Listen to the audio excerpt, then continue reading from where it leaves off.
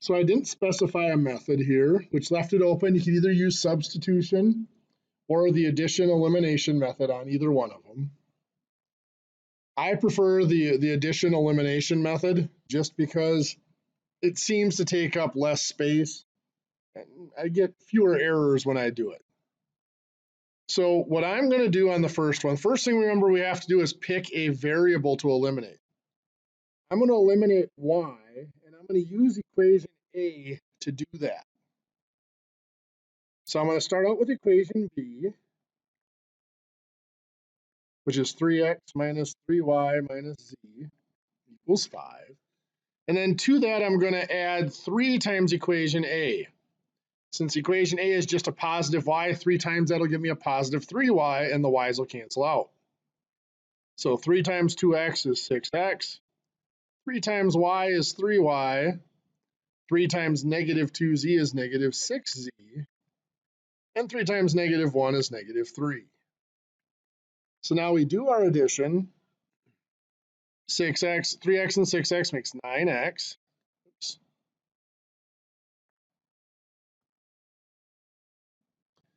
Negative 3y and positive 3y cancel out. Negative z and negative 6z make negative 7z. And 5 and negative 3 make 2. So that is my first of my 2 variable equations. I'm going to call that equation B. Next, I'm going to use equation C, which is x minus 2y plus 3z equals 6. And I'm going to combine that with 2 times equation A. 2 times 2x is 4x. 2 times y is 2y. You can see the y's are going to cancel out again. We have to make sure we cancel the same variable. 2 times negative 2z is negative 4z. And 2 times negative 1 is negative 2. So we add these together. X and 4x is 5x. Negative 2y and positive 2y cancel out. 3z and negative 4z is a negative z. And 6 and negative 2 is 4. I'm going to call that's my modified equation C. Now between those two, I need to solve for one of the remaining variables. What I'm going to do is this. I'm going to take equation B there. 9x minus 7z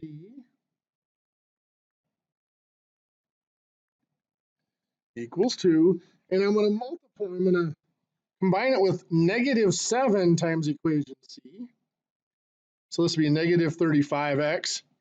Negative 7 times negative z is a positive 7z. Negative 7 times 4 is a negative 28. So now when I combine here, 9 and negative 35 is negative 26x. Negative 7 and positive 7z cancel out. 2 and negative 28 is a negative 26. So when I divide by negative 26, I get x equals 1. Now that's only the beginning of the work. I have to go back and I have to find my other variables. So I have to use one of these or 2 equations, modified equations with x and z to find z. So I'm going to use equation C there. So 5x becomes 5 times 1 minus z equals 4.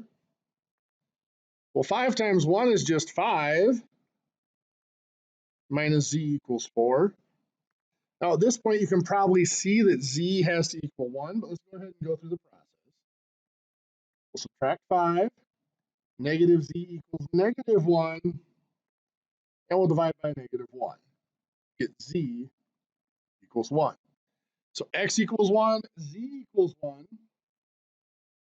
We have to go back to one of the original equations to find y. So I'm going to go back to equation 1 here. If x is 1, 2x becomes 2 times 1 plus y times 2 times z is 2 times 1 equals negative 1. Well, 2 times 1 is 2. Negative 2 times 1 is negative 2. The 2 and the negative 2 add up to 0, so I just have y equals negative 1. So I have my solution here. X is 1, y is negative 1, and z is positive 1. So 1, negative 1, 1 is our solution.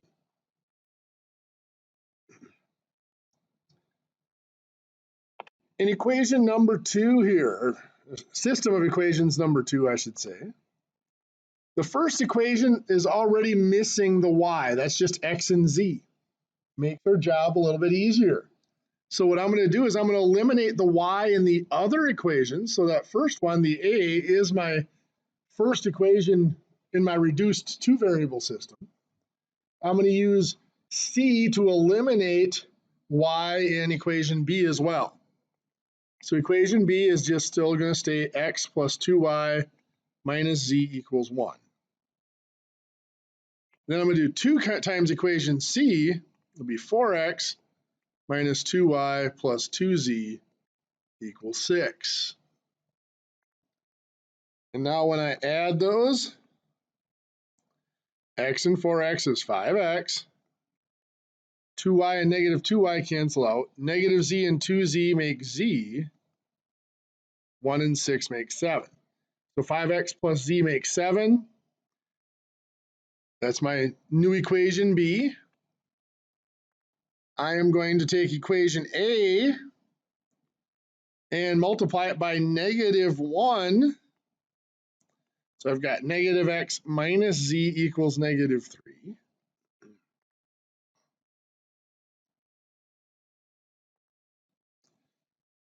Five x and negative x make 4x. Z and negative z cancel out, equals 7 and negative 3 make 4.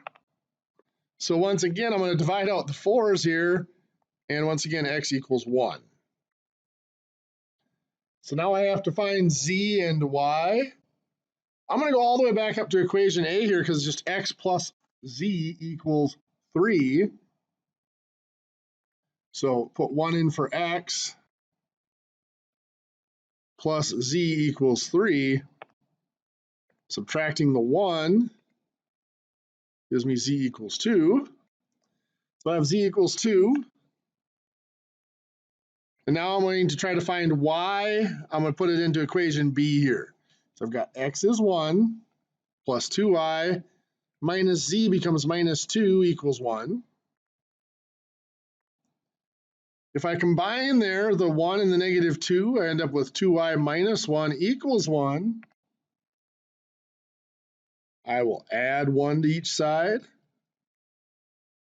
2y equals 2.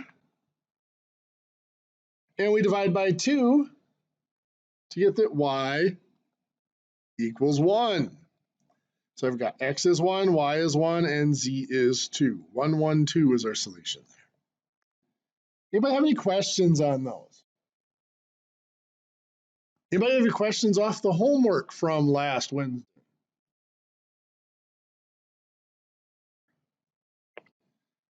Well, and we saw some applications last week on these systems of equations as far as finding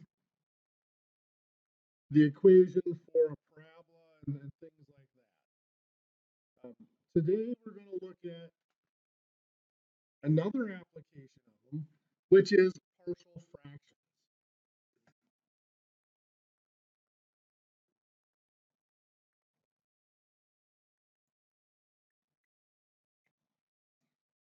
As you're prepping for calculus, some of the operations you do in calculus, like derivatives and integrals, are tough to do on functions, algebraic fractions with larger powers in them. Like an algebraic fraction might look like this. 3x minus 7 over x squared plus 5x plus 6.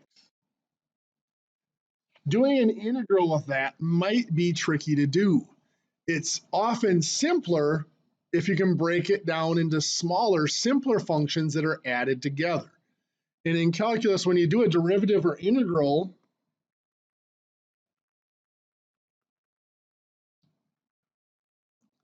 If you do an integral or a derivative, this little funny looking S is a symbol for integral. If I have a function that can be broken down into two simpler functions, f of x and g of x, it can be separated, and you can do the integral of f of x and then the integral of g of x and add them back together. Now, we're not going to do integrals in this class. That is for the next step into calculus. But what we are going to look at is how do you break those complex algebraic fractions down into the sum or difference of simpler algebraic fractions. So we're going to look at a partial fraction decomposition.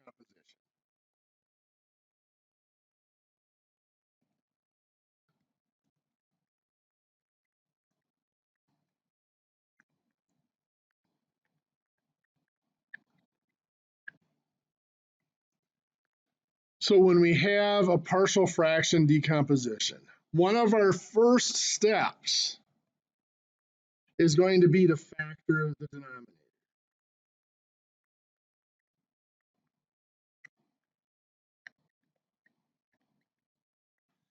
And I'm going to say here completely. As far as we can factor it, we are going to factor that denominator down. So up here in this example, my denominator x squared plus 5x plus 6 factors into x plus 2 times x plus 3.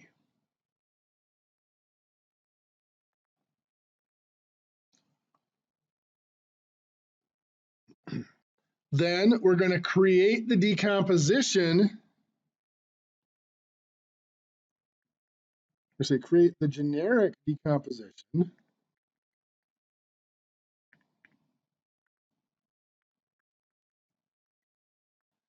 based on its form, based on the factors form. So here, what we have is a case where we have two linear factors. Remember, linear just means that x has no powers on it. If we were to graph y equals x plus 2, we get a line, a straight line on our graph. If we graphed y equals x plus 3, we'd get a straight line on our graph. So that's why they're called linear factors. If we have two linear factors, our partial fraction decomposition takes the form of a over one of the factors plus b over the other factor. And we're going to, of course, have to solve for a and b here.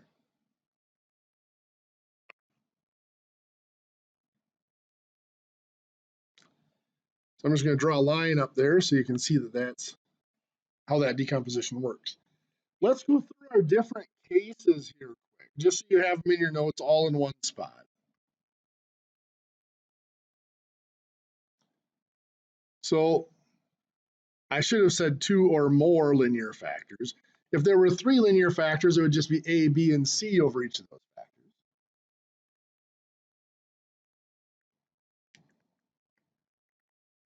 Case two, or second case, is if we have all linear factors, but at least one is repeated.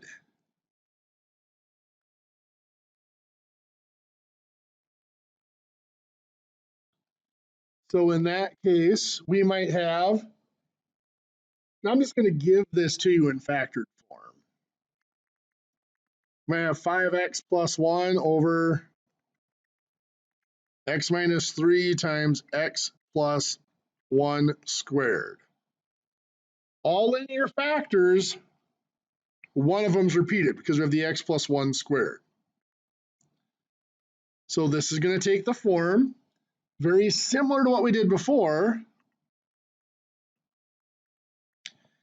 A over the first factor plus b over the second factor. But for the repeated factor, we add a third one in. This one is not over the same factor again, though. It's over the factor squared.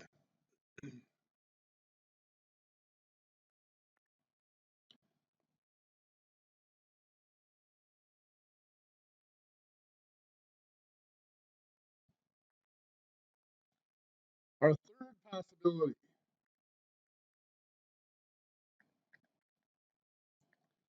At least one quadratic factor.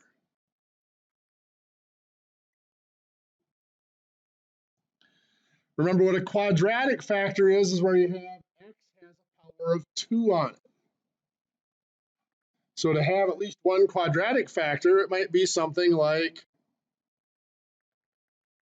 2x plus 9 over x plus 8 times x squared plus x plus 9. This one is a quadratic factor because it's got an x squared in it. It has an x squared in it. So when we go to decompose this, it's still just a over our linear factor, in this case the x plus 8, but over the quadratic factor, we have to have a linear numerator, bx plus c over the quadratic factor.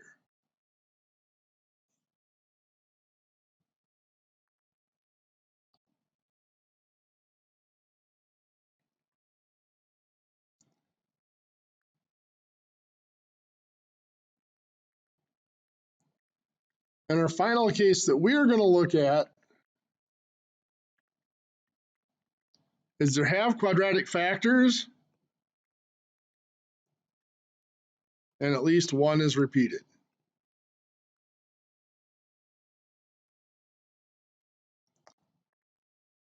So we might have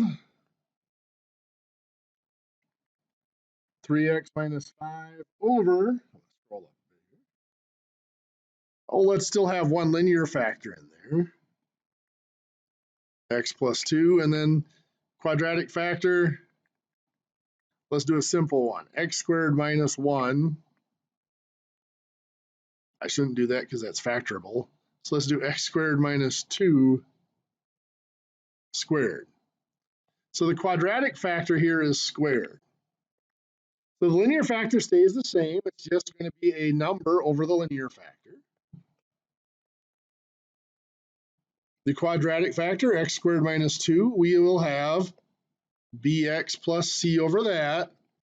But then since it's repeated in our second one, we got the x squared minus 2 squared in the denominator, and then another linear factor above it, so dx plus e. So from those basic forms of the decomposition, we are going to form systems of equations in order to solve for those constants. Now, some notes I should make here. First note, notice numerator and denominator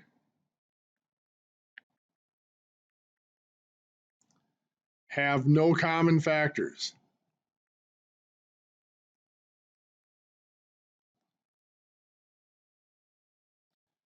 If they had common factors, we would want to factor those out and cancel them out before we started the decomposition. Second,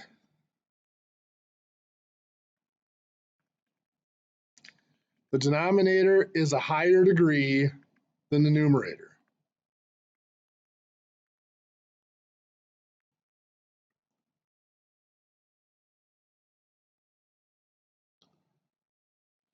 Remember, degree means the highest power on the variable. Even up here in our simplest case where we have linear factors, remember the x squared or the x plus 2 and the x plus 3 get multiplied together to make x squared plus 5x plus 6. So that's a degree of 2, where the numerator there is a degree of 1. So the denominator has a higher degree than the numerator in every case. So let's look at some examples of trying to do this. So first, let's take 3x minus 4 over 2x minus 5 times x plus 4. So I already factored the denominator here for us.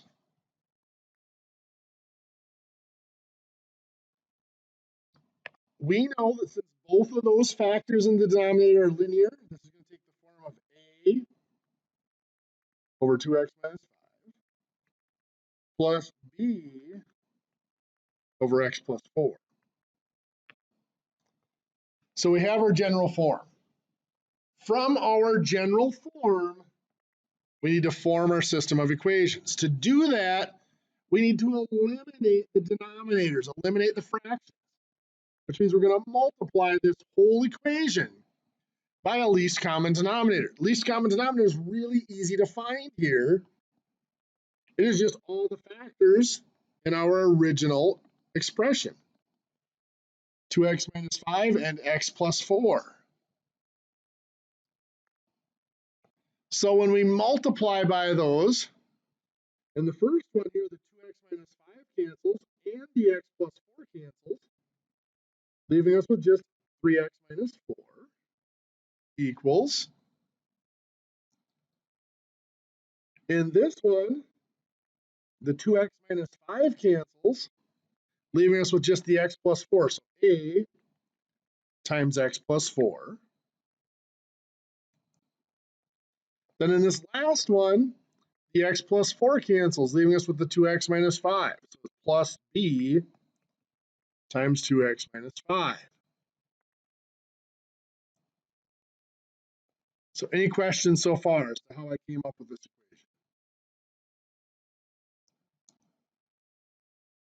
equation? Okay, so now it's a matter of solving this equation. So I'm going to do my distribution on the right side. So my left side stays 3x minus 4. I distribute the a through x plus 4 to get ax plus 4a. I distribute the b to get plus 2bx minus 5b. And now I have my system of equations here. I know that 3x on one side has to equal the x coefficients on the other. So I have ax and 2bx.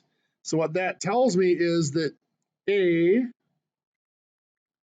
plus 2b has to equal 3.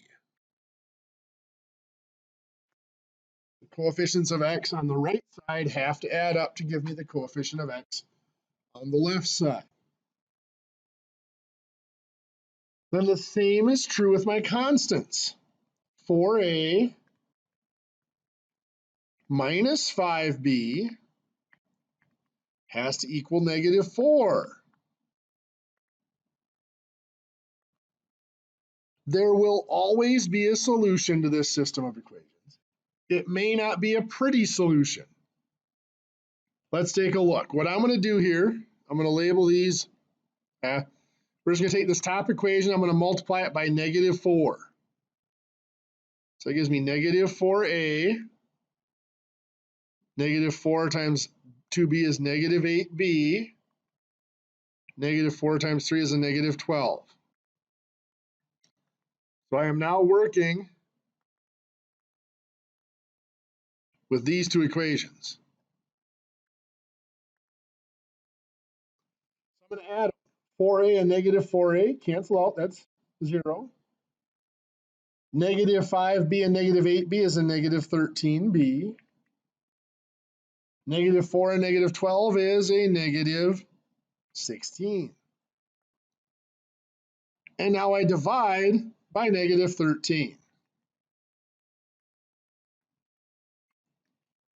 So b equals a negative divided by a negative is a positive. 16 divided by 13 is 1 3/13. Remember I said the answers might not be pretty. So now I can go back up to equation A, or to one of the equations and find A. I'm going to use this top equation. A plus 2B, well, B is 1 3/13 equals 3.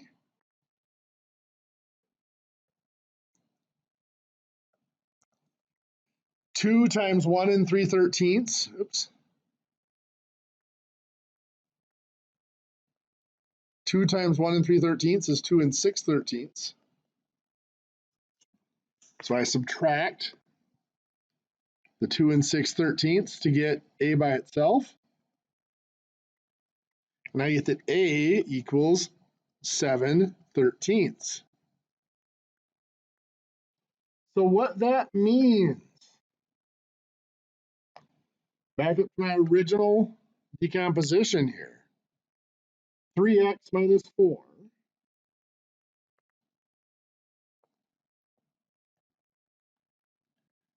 over 2x minus 5, x plus 4 is equivalent to 7/13 over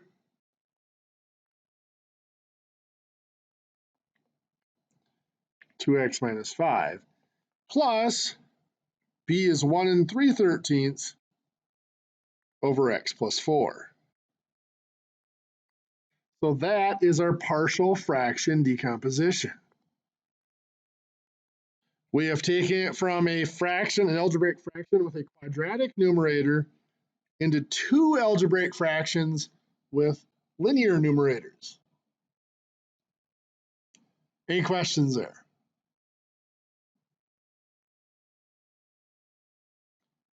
Well, let's look at the next example, one where we have linear denominator factors in the denominator, but one of them's repeated. So let's do something like 2x plus 7 over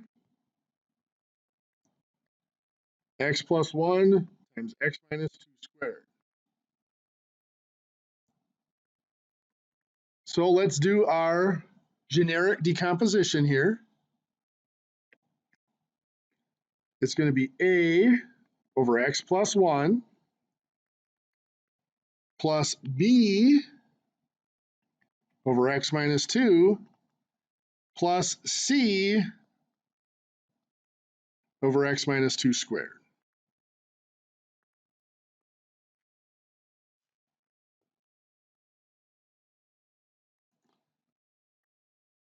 So once again, we're going to take this whole equation and we're going to multiply it by a least common denominator.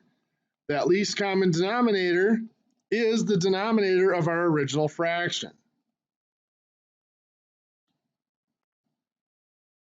So once again, in the first fraction, both the x plus 1 and the x minus 2 squared cancel out, leaving us with just that numerator of 2x plus 7.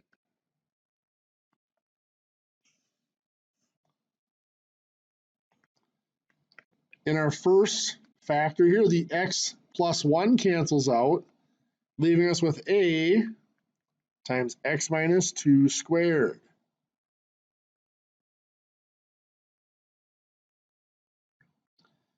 In our second one here, one of the x minus 2's cancel out. So that's plus b times x plus 1, x minus 2. And in the third one here, the x minus 2 squared cancels out, leaving us with c times x plus 1. So that's that vital first step. Anybody have any questions as to where we got to this equation? Okay. So now it's a matter of working out the right side here. So 2x plus 7 isn't going to change.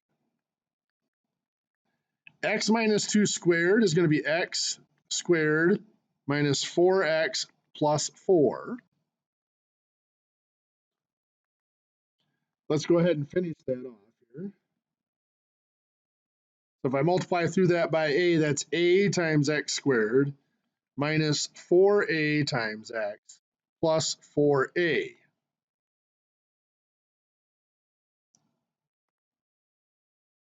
The next little piece here, b times the x plus 1, x minus 2. Well, x plus 1 times x minus 2 is x squared minus x minus 2. So let's go ahead and multiply the b, distribute the b. That'll be plus bx squared minus bx minus 2b. Then the last one here, we're just going to distribute the c through the x plus 1. So that's plus cx plus c.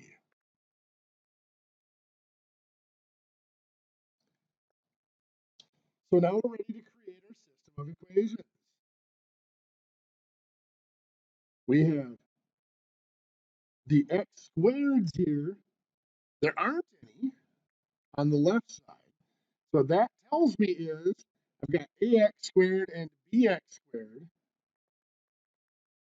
A plus b has to equal 0, because on the left side I have 0x squared.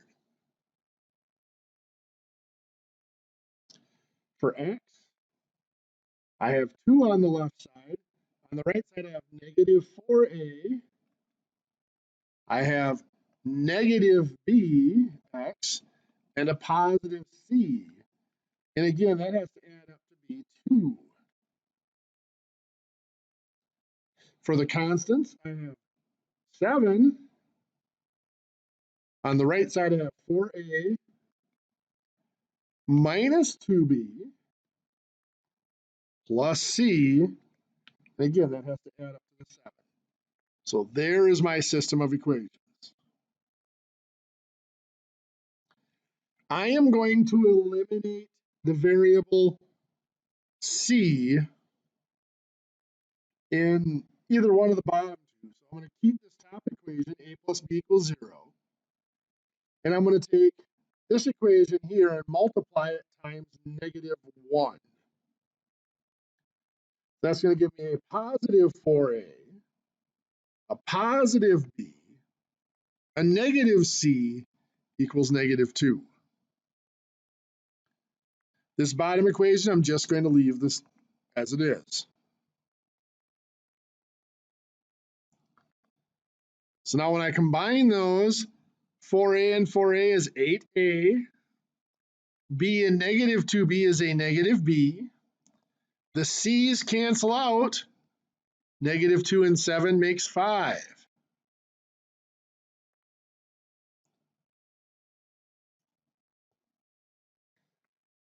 So now I bring this other equation down. It's just a and b. So a plus b equals 0. And we notice that that'll cancel out our a. That's not our a or b. We have a negative b and a positive b. So 8a plus a is 9a. Negative b and positive b cancels out. 5 plus 0 is 5. Now we can divide the 9 to get a equals 5/9. So now we go back through our equations. A plus b equals 0. So 5/9 plus b equals 0. We subtract 5/9 to get that b must equal a negative 5/9.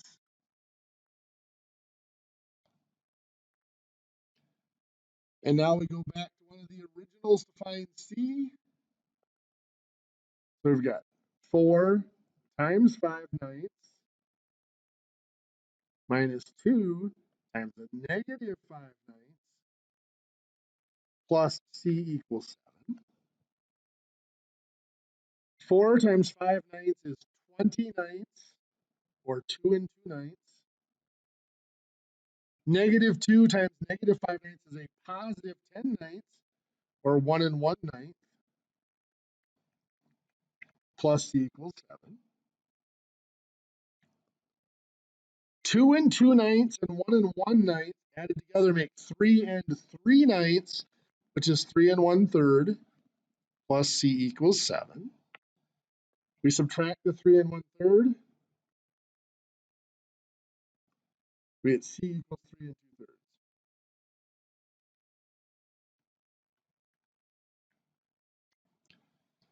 So what do we have here? Our decomposition.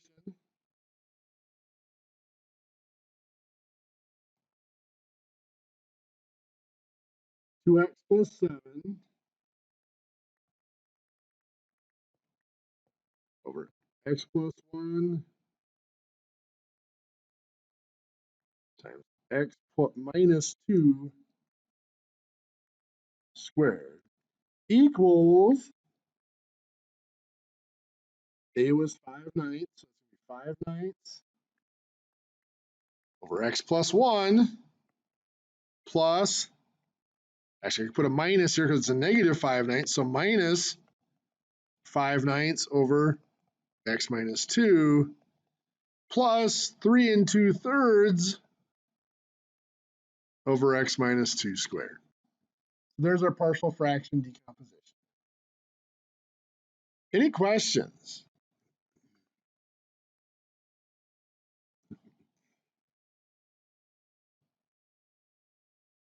Well, let's start another example here, at least before break.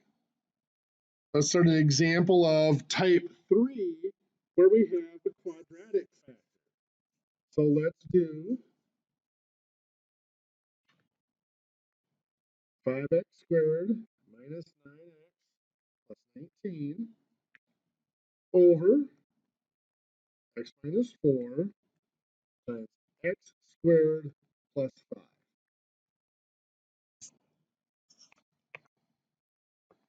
Now notice there is an x squared in the numerator, but if I were to multiply out that denominator, that would be what, x to the third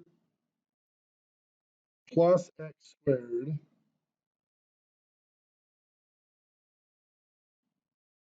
plus 5x minus 20. It has a degree of 3 in that denominator. So the degree of the denominator is still larger than the degree of the numerator. So we're still okay here. Our generic decomposition here is still going to be a over the linear factor, x minus 4. But over that quadratic factor, it's going to be bx plus c over the x squared plus 5.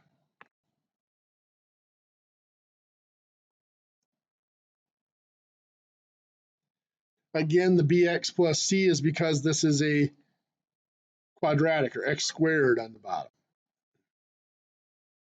Once again, we have to multiply that whole thing by the least common denominator, which is just the denominator of our original fraction, x minus 4 times x squared plus 5. So as we multiply it out, this first fraction, both the x minus 4 and the x squared plus 5 cancel out, giving us 5x squared minus 9x plus 19 equals, on the other side, this first fraction, the x plus 4 cancels out, leaving us with a times x squared plus 5. In our second fraction, the x plus 5 cancels out, leaving us with bx plus c times x minus 4. So obviously here we have a little bit of work to do to simplify this. So on the left side here, the 5x squared minus 9x plus 19 isn't going to change. On the right side, the first piece here, I'm just going to distribute the a through the x squared plus 5. So a times x squared is ax squared. A times 5 is 5a. This last term here I have to multiply out. So bx times x is bx squared. Bx times negative 4 is negative 4bx. C times x is cx. And c times negative 4 is negative 4c. Nothing I can combine there, so I'm just going to bring that all down. So plus bx squared minus 4bx plus cx minus 4c. Let's create our system of equations here. So on the left side, 5x squared. On the right side, ax squared, bx squared. So that tells us a plus b has to equal 5.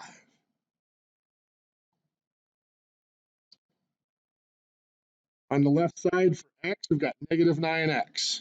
On the right side, negative 4b plus cx. So negative 4b plus c has to equal a negative 9. Then for the constants, we've got 19 on the left, 5a and negative 4c. So 5a minus 4c has to equal 19. There's our system of equations. It is 10:20, so let's go ahead and take our break. If you get back from break early and you want to try to solve that system of equations, go ahead. Otherwise, we will go over it when we get back. So I need to solve this system of equations here. What I think I am going to do is I'm going to keep the top equation again, a plus b equals 5. And then I'm going to do 4 times this equation, the second equation, to get a negative 16b plus 4c. It's a little bit neater.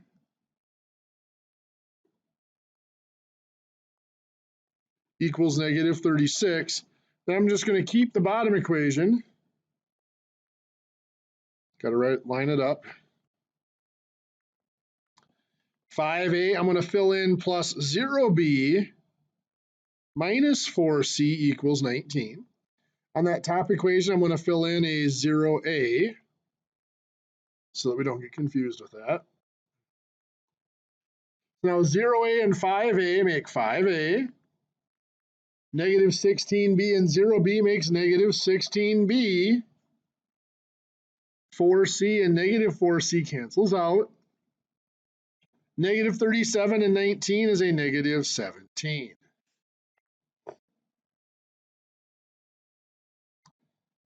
Next, I'm going to take this equation here and multiply it by negative 5 so that we cancel out the a. So I have negative 5a minus 5b equals negative 25.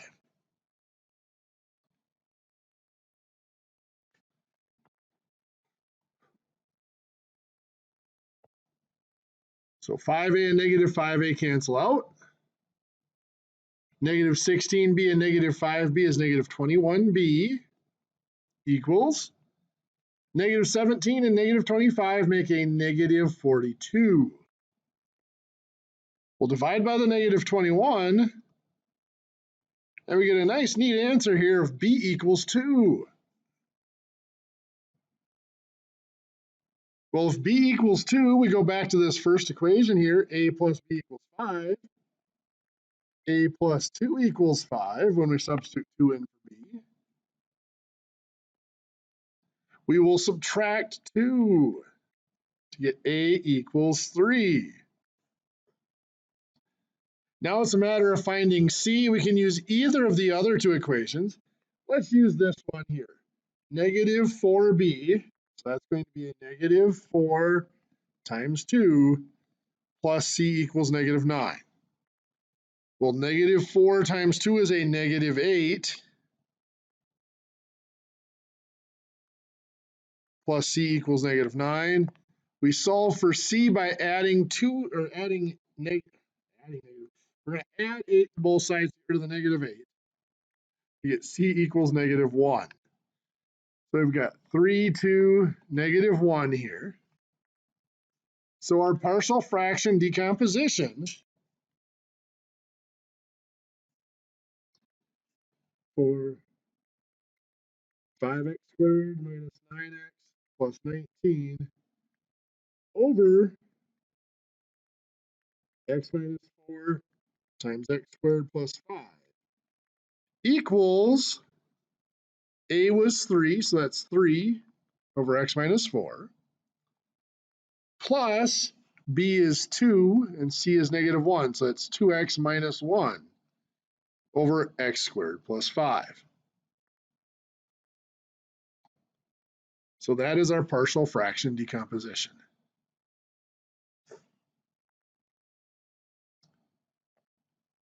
What do you think? Any questions so far? I know it's a lot of work.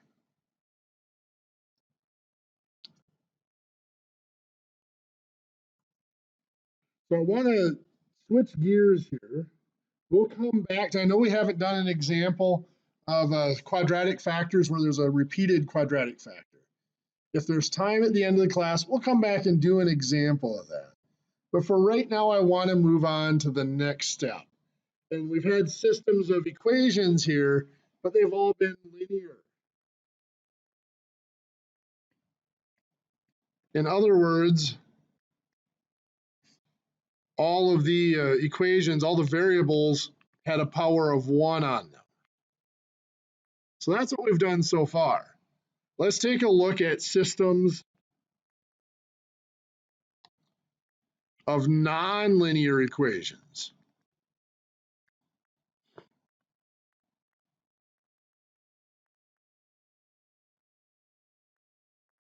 For the most part, when we do nonlinear equations, we're only going to do 2 variables. Just because when we get to more than 2 variables, the nonlinear equations get a little bit complex.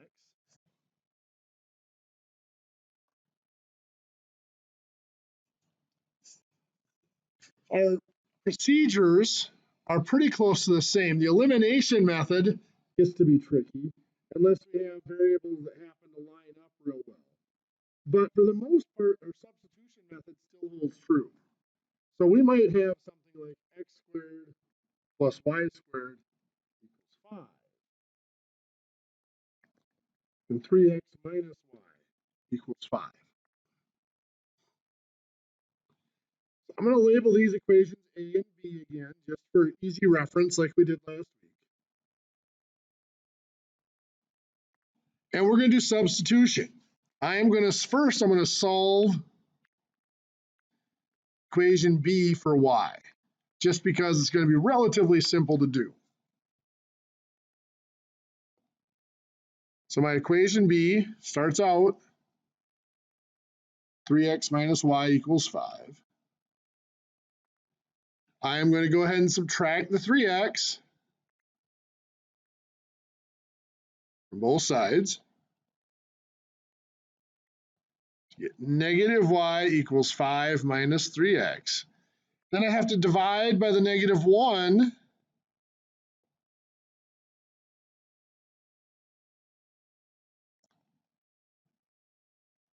To get y equals, well, dividing by negative 1 is just going to change every sign. So it'll be a negative 5 plus 3x. So that is my equation B still. I just solved it for y. And I'm going to substitute it into the other equation. So equation A, well, I still have x squared. But y becomes negative 5. And I'm going to write this in a different order. I'm going to write it as 3x minus 5 instead of negative 5 plus 3x. It's just a little simpler for me to work with that way. That's all squared because it was y squared equals 5.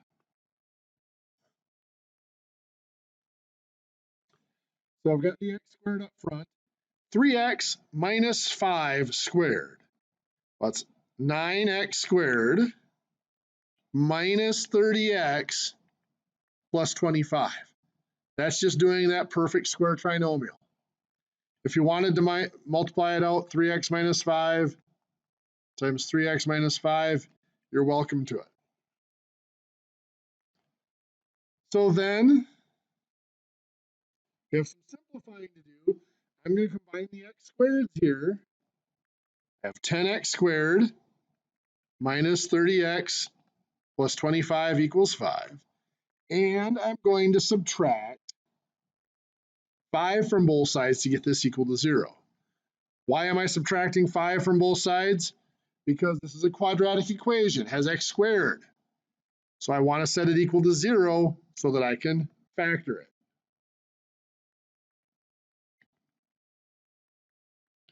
So I got 10x squared minus 30x plus 2 equals 0. Now we're going to factor. Remember, when you factor, the first step is always to look for that greatest common factor. There is a greatest common factor here of 10.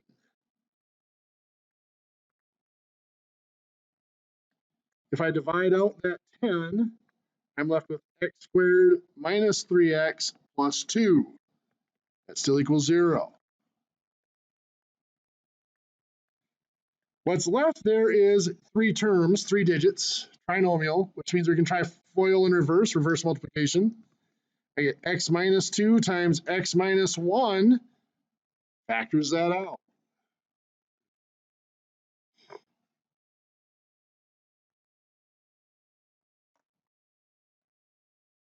So now 10 cannot equal 0. So that does not give us a solution. X minus 2 equals 0 gives us a possible solution. Adding 2 gives us that x could equal 2. And the x minus 1 equals 0 gives us a possible solution. Add 1. Get x equals 1. So we have x equals 2 and x equals 1 are potential solutions. Now we have to go back to the original equations to figure out what our potential values of y could be.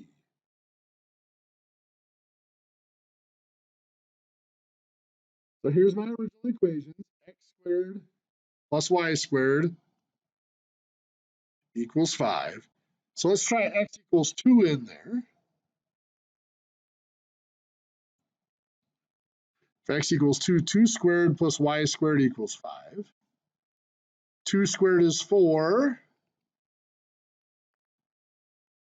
We subtract 4 from both sides.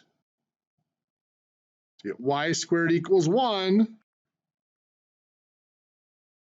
Now it's just a square root of that. Y could be 1 or negative 1. That was when x equals 2.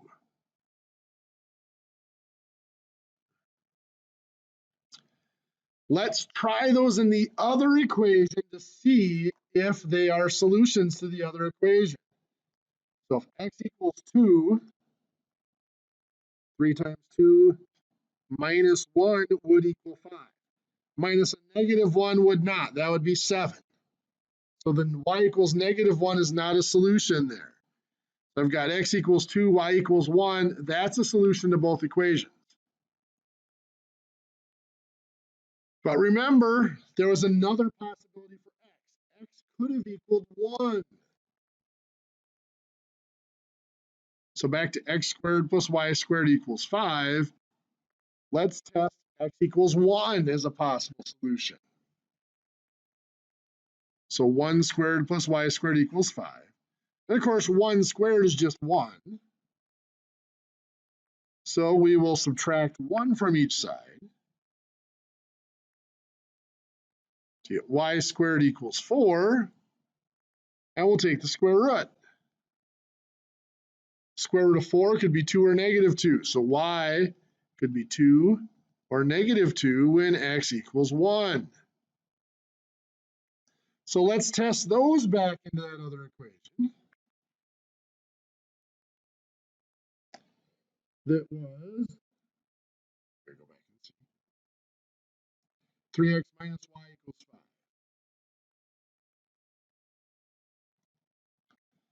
So if x is 1, 3 times 1 is 3, minus 2 would be 1. That's not 5. But let's try x is 1 and y is negative 2. 3 times 1 is still 3. Minus a negative 2 does give us 5. So there, that's the y equals 2 doesn't work. Y equals negative 2 works. So that gives us the solution x equals 1, y equals negative 2. So we had solutions there. We had x equals 2, y equals 1, and x equals 1, y equals negative 2. So you'll notice, being nonlinear systems, they don't have to be straight lines. They can be curves. The first one here is actually a circle. So when I have a circle and a line, chances are it's going to intersect in more than one point. So we're going to get more than one ordered pair as a solution to these systems. Now, many of these we probably could go ahead and graph if they were nice and neat.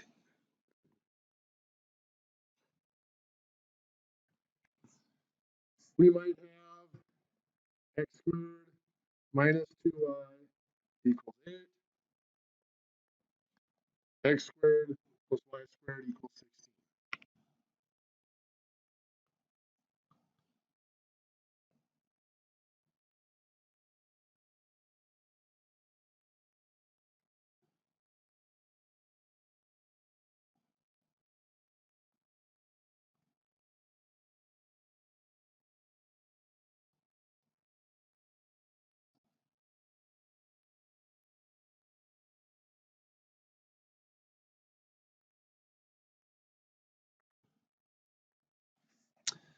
This bottom equation, x squared plus y squared equals 16, is a circle.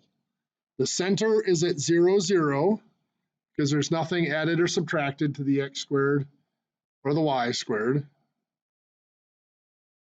The radius is the square root of 16, which would be 4.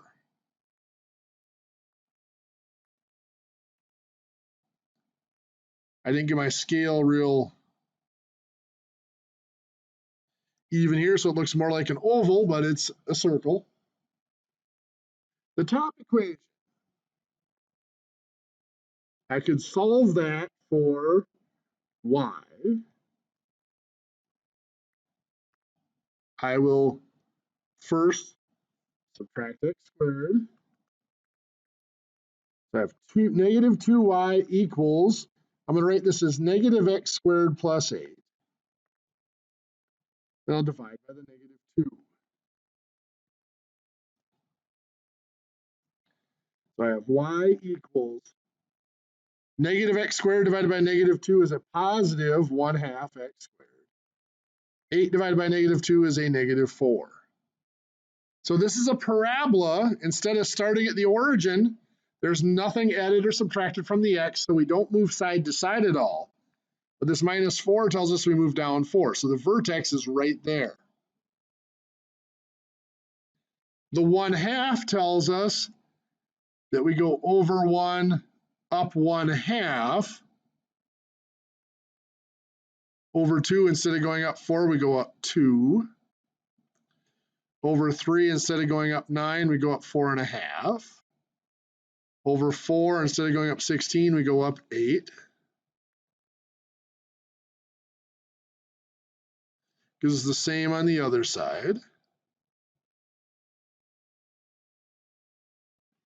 So we can see that there are at least 3 points here that are solutions. The vertex here of that parabola is on the circle. 0, 4, or 0, negative 4 better be a solution. If we double check that in these two equations, x is 0, y equals negative 4, that works in the top equation. Negative 2 times negative 4 is 8. In the bottom equation, 0 squared plus negative 4 squared. Yes, negative 4 squared is 16, so it works there. So we know that's one of our solutions. Our other solutions are going to come up there.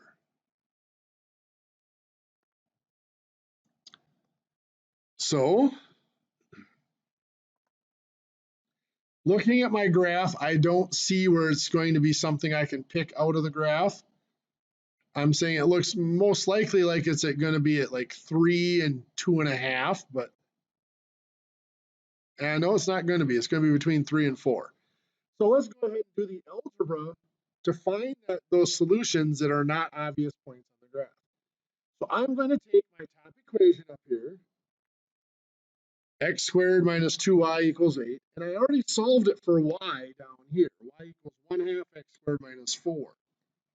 I'm going to substitute that into the other equation for y. So instead of y, I'm going to have 1/2 x squared minus 4 squared equals 16.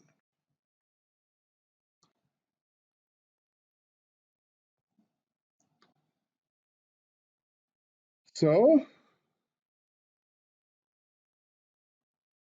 the x squared here isn't going to change. We have to square the 1/2 x squared minus 4. So 1/2 x squared minus 4 squared is 1/4 x to the 4th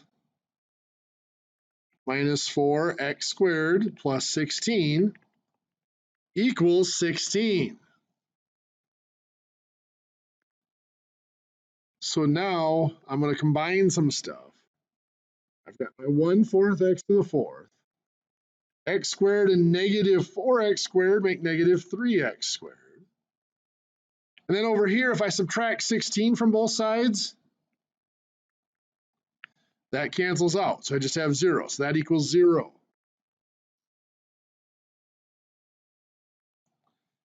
So this will have 4 solutions here. Many of them will be repeated. So I'm going to factor this. I'm going to factor out in x squared, leaving me with 1/4 x squared minus 3 equals 0.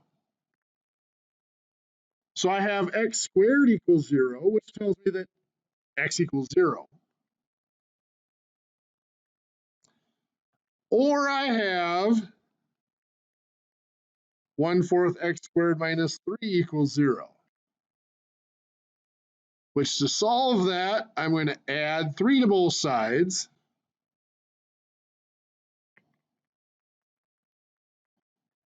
One half x squared equals 3. I'm going to divide by the 1/2 or just multiply by 2. X squared equals 6. And then I'm going to square root it. That gives me that x equals the positive or negative square root of 6. So I already have used x equals 0. I put x equals 0 in to this top equation. I got y equals negative 4. So that gave us this solution. So the one I'm concerned with right now is x equals the positive or negative square root of 6. So in that top equation, x squared minus 2y equals 8.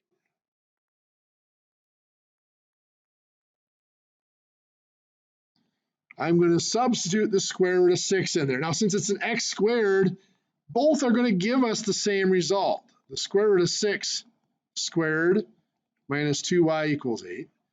The square root of 6 squared is going to be 6, whether I use the positive or the negative.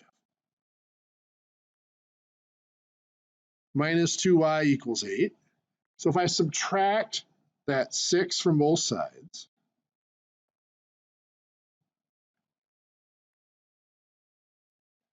I get that negative 2y equals 2.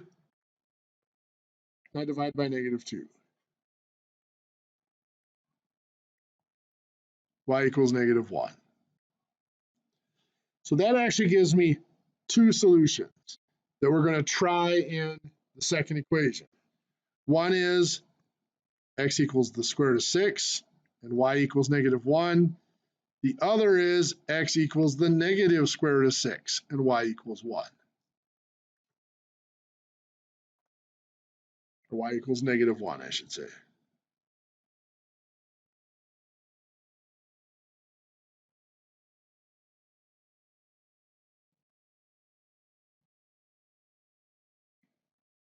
So let's go back up here. I'm just going to erase and make some space for myself here. We're using that equation x squared plus y squared equals 16. So I'll put in the square root of 6 squared plus negative 1 squared. Does that equal 16? And it does not. Not at all. So that is not giving us a solution here.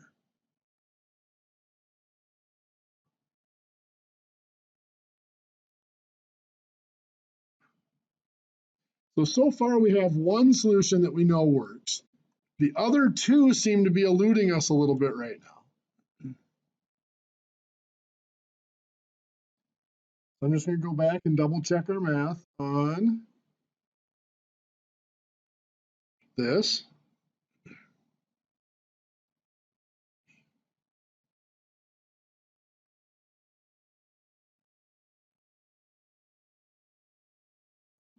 Oh, we appear to be okay there.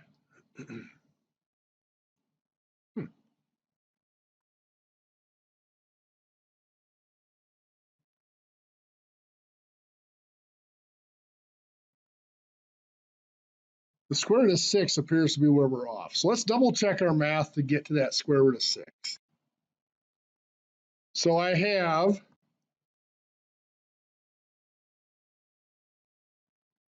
the x squared minus 2y equals 8. We solve that by subtracting the x squared and dividing by the negative 2. So subtracting x squared give us negative 2y equals negative x squared plus 8. And dividing by the negative 2, y equals 1/2 x squared minus 4. So we were good to there at least. When we plugged it into x squared plus y squared equals 16. Well, let's double check. So let's FOIL this out. 1/2 x squared minus 4 times 1/2 x squared minus 4. 1/2 x squared times 1/2 x squared gave us 1/4 x to the 4th. That part's good. 1/2 x squared times negative 4 gave us negative 2x squared. And negative 4 times 1/2 x squared gave us negative 2x squared. So that is the negative 4x squared. Negative 4 times negative 4 is 16. So that part's good. 1/4 x to the 4th. X squared and negative 4x squared is negative 3x squared. Bring down the 16s, cancel out, so that equals 0. That part's good.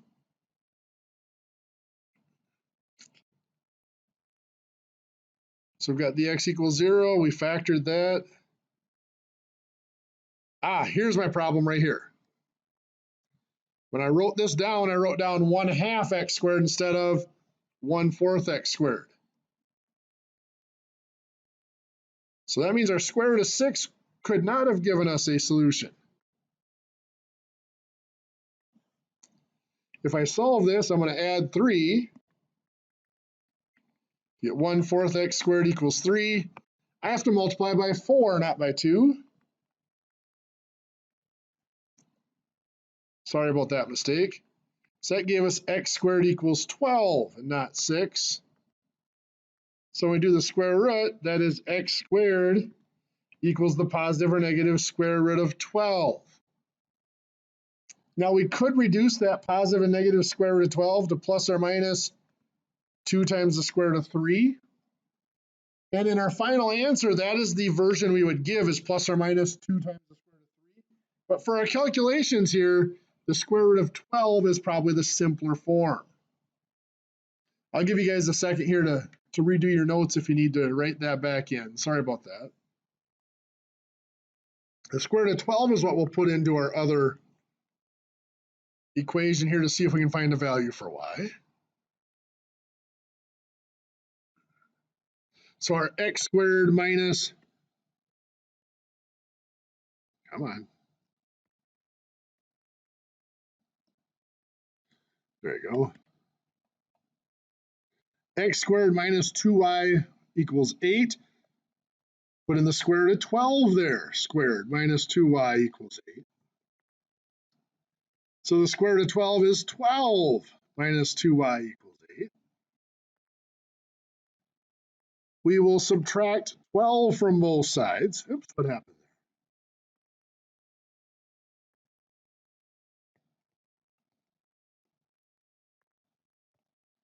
So we subtract 12 from both sides. Negative 2y equals negative 4. And dividing by negative 2 gives us y equals 2. So now we have positive or negative square root of 12 and 2 for y. So the positive and negative square root of 12 for x and 2 for y. Those are what we need to try back in to our equation.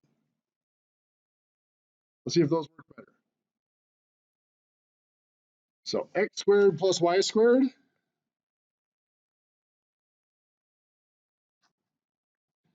So if I put the square root of 12 in for x, squared plus 2 for y. Well, the square root of 12 squared is 12. 2 squared is 4. That does add up to 16. So those both work. And it makes sense. This would be the negative square root of 12, comma 2, and this would be the positive square root of 12, comma 2. So our solutions here, remember, we still have the 0, negative 4. So 0, negative 4 is one solution. We have the negative square root of 12 we're going to write as negative 2 times the square root of 3. Remember, the square root of 12 can be written as the square root of 4 times 3. We take the square root of the 4, gives us the 2. So negative 2 square root of 3, comma 2, and positive 2 square root of 3, comma 2. Those are our points. This is negative 0, negative 4 is that first point. So there's our 3 points where those systems cross. Now, as you can see, there's a lot of algebra involved here. I made kind of a bonehead mistake there by writing down from one step to the next incorrectly, but there are a lot of steps here. Sketching out the graph can be a useful tool to help at least know where the solutions could be.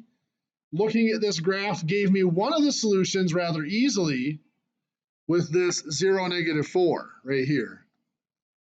These other solutions I knew had to be mirror images of each other, the same y coordinate, but the opposite, the x coordinates had to be opposite each other, one positive, one negative.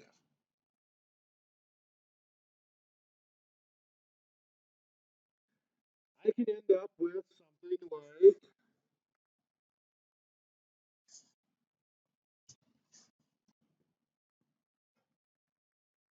2x plus y equals 4,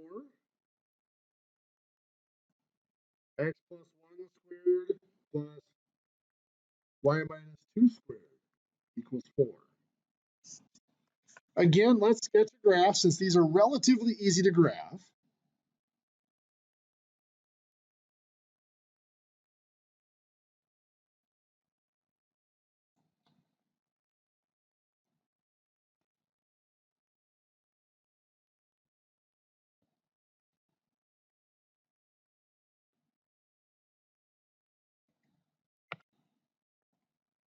So the first one, 2x plus y equals 4. That's linear.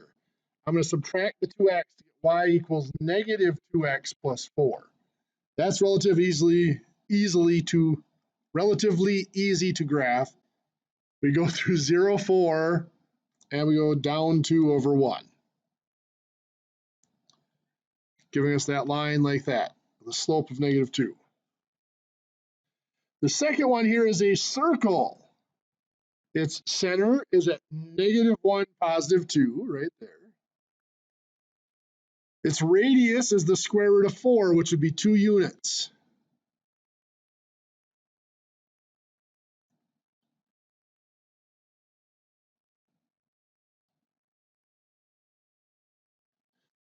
So this gives us very quickly one of the solutions here.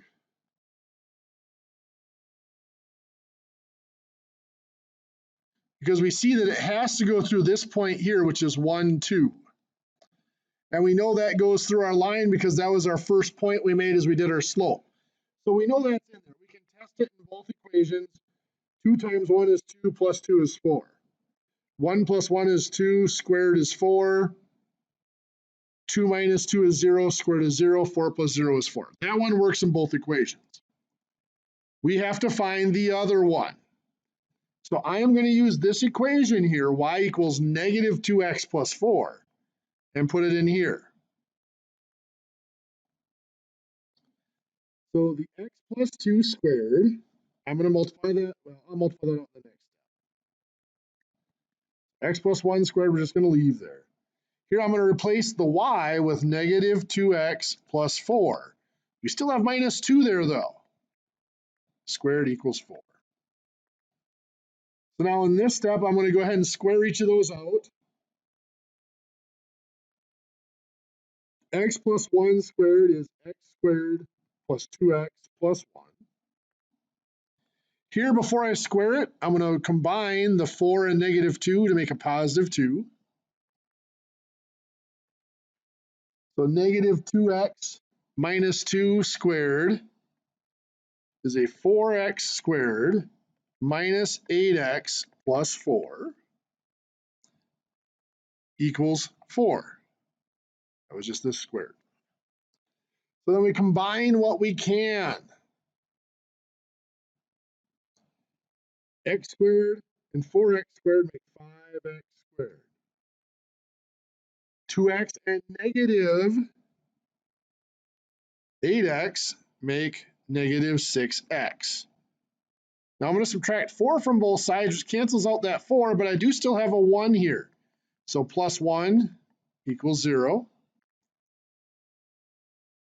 And I can factor this out. 5x squared minus 6x plus 1 equals 0. Let's 5x minus 1 times x minus 1. That'll give me that negative 6x in that middle term.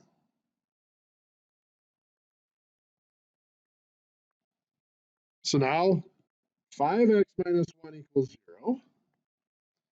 Solving that for the sake of time, I'm just going to add 1 divided by 5 gives us x equals 1/5. Or x minus 1 equals 0. By adding 1 there, I got x equals 1. So those are my two possibilities. I need to find what y could be.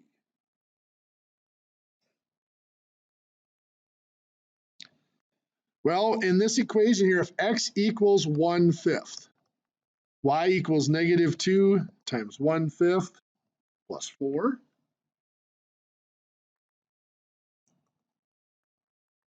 Negative 2 times 1/5 is negative 2/5 plus 4.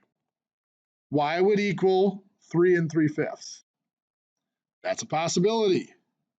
That was when x was 1/5. So x is 1/5, y is 3 3/5. We have to try that as a possibility. The other possibility would be if x equals 1, y equals 2, negative 2 times 1 plus 4. Well, negative 2 times 1 is negative 2 plus 4 gives me y equals 2. Well, that's the point we already have. X equals 1 and y equals 2. We already found that one from the graph. The 1/5, 3/5 looks to be about, or 1/5, 3 3/5 looks to be about right there.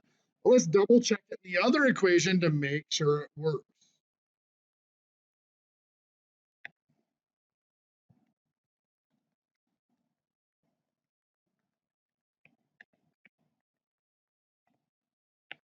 So we put 1/5 in for x and 3 3/5 in for y. Double check, make sure that's what I had for a point. Yes, 1 3 3/5. So 1/5 plus 1. Now I'm going to write this out as 6/5. The reason being is I'm about to square it. If I square that, that's going to come out to be 36/25.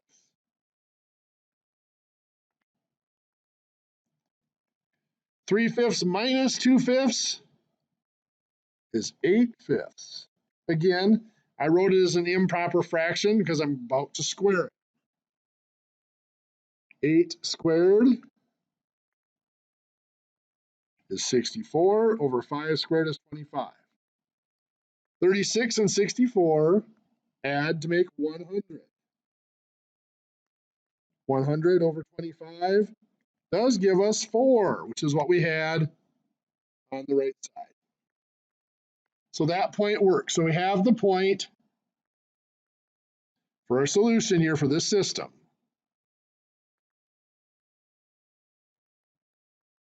1/5, 3 3/5, and 1, 2. Those are the 2 points that are solutions to that system.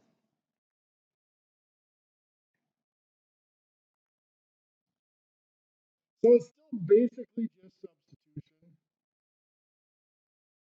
A little bit harsher algebra to do than our linear systems. We are only going to make you do 2 variables for these nonlinear systems. I wouldn't put them out into 3 variables for you just because we don't have that kind of free time to do that kind of calculation.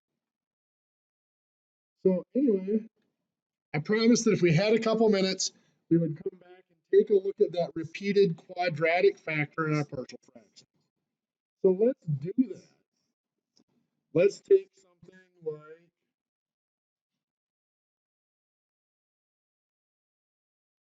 I'm trying to find a good one. X squared plus 2x plus 3 over x squared plus 4 squared. So there is a repeated quadratic factor in this. So that decomposition is going to be ax plus b over x squared plus 4 plus cx plus d over x squared plus 4 squared. And you would go through the same process we did before of multiplying by x squared plus 4 squared as our least common denominator. Of course, here it cancels out the whole thing. X squared plus 2x plus 3. Here it cancels out one of them. This is ax plus b times x squared plus 4. You're going to have to FOIL that out. Here it cancels out the whole thing. So plus cx plus d. We would use that to create our system of equations.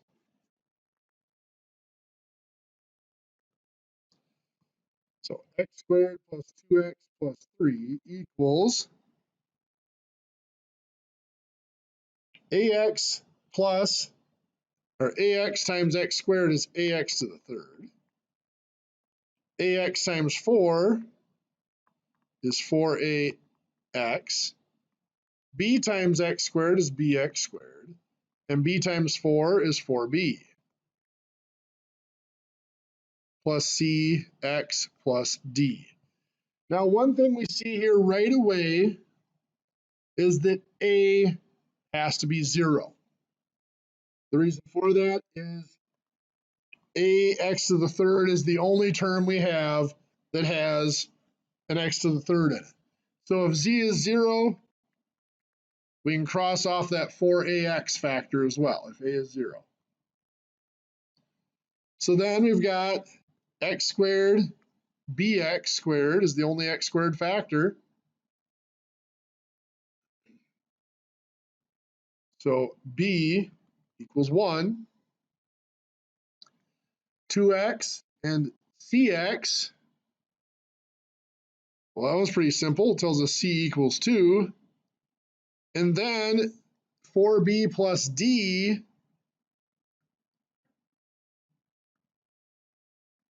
has to equal 3 as our constant term. So we know b equals 1. D, we solve that then to get d equals negative 1. 4 times 1 plus d equals 3. D equals negative 1. So we got b equals 1, c equals 2, d equals negative 1, and of course a equals 0 as part of that.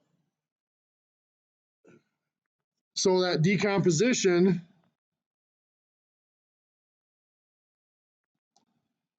of, where'd it go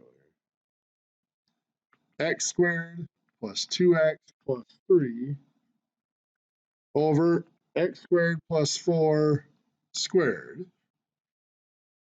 equals, a was 0, so it's just going to be 1 over x squared plus 4 plus c is 2, so 2x, d is negative 1, so it'll be 2x minus 1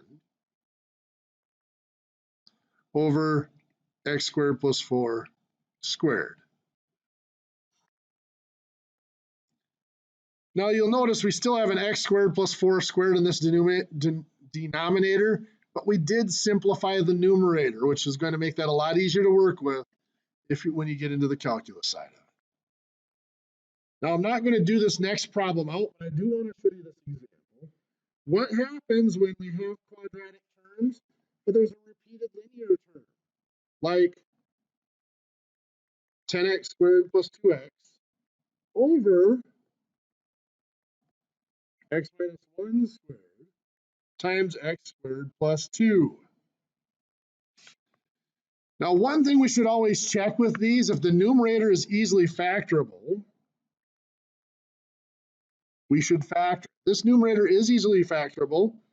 We could factor out a 2x, which would leave us with 5x plus 1. Well, that doesn't cancel out any of our factors in our denominator, so we're safe there. Partial fraction decomposition here. Well, the x minus 1 is a linear factor, so it's a over x minus 1. It is repeated, so our second factor will be x minus 1 squared, so b over x minus 1 squared. And then over the x squared plus 2, it's cx plus d. Like I said, we don't have time to solve that here, but I wanted to show you that form because it was an example that we had talked about.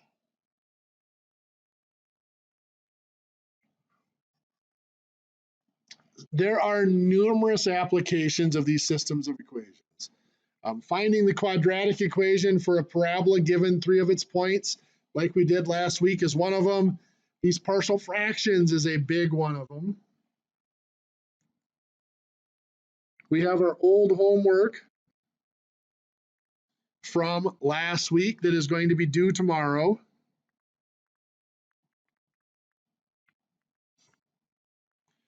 We have our new homework from today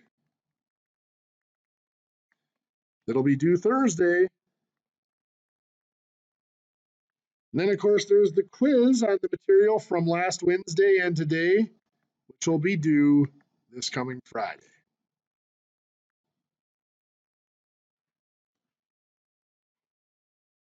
Make sure, if you have not done so yet, that you are doing corrections on the test. A couple people have turned those in. It makes a difference. If you had 80 on the test, you can get up to 10 points back. Even though I gave you that 7-point correction already, you still get full corrections on the ones you redo. If you have any questions on those, talk to me and I'd be happy to work through the problems with you if you need me to. Anybody have any questions? Okay, well, you all have a great day. We'll see you on Wednesday. Thank you.